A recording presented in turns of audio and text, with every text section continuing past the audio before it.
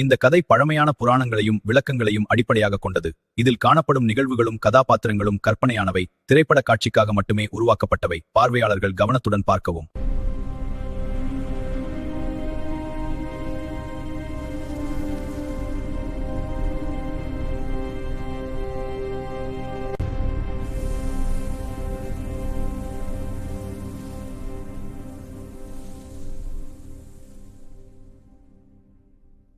காலம் எழுதப்படுவதற்கு முன், அரசர்களும் இராச்சியங்களும் உருவாகுவதற்கு முன் அமைதியே இருந்தது.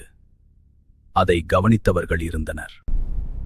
அறியப்பட்ட பிரபஞ்சத்தின் எல்லையிலிருந்து ஒரு அலைந்து திரியும் உலகம் திரும்பி வருகிறது. நிபிரு. அனு, வானத்தின் அமைதியான ஆட்சியாளர், அனைத்தையும் காண்பவர், ஆனால் அரிதாக பேசுபவர். என்லில், கட்டளையின் குரல், அவரது விருப்பம் காற்றை நகர்த்துகிறது, விதியை உருவாக்குகிறது. என்கி, படைப்பாளர், அறிவின் காப்பாளர், வாழ்க்கையின் ரகசியத்தை அறிந்தவர். நின்ஹுர்சாக், வாழ்க்கையின் தாய், உயிர்கள் அனைத்தும் உருவாகும் ஆதாரம்.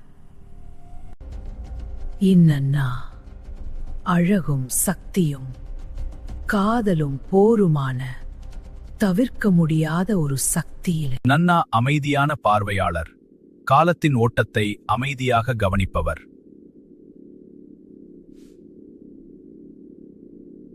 ஒட்டு ஒளியை கொண்டு வருபவர், உண்மையின் காவலன், அனைத்தையும் தீர்மானிப்பவர்.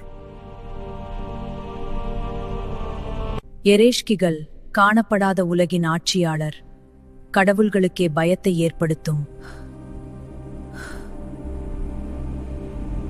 அவர்களெல்லாம் சேர்ந்து அனுநாகி, அவர்களின் கதை இப்போதுதான் தொடங்குகிறது.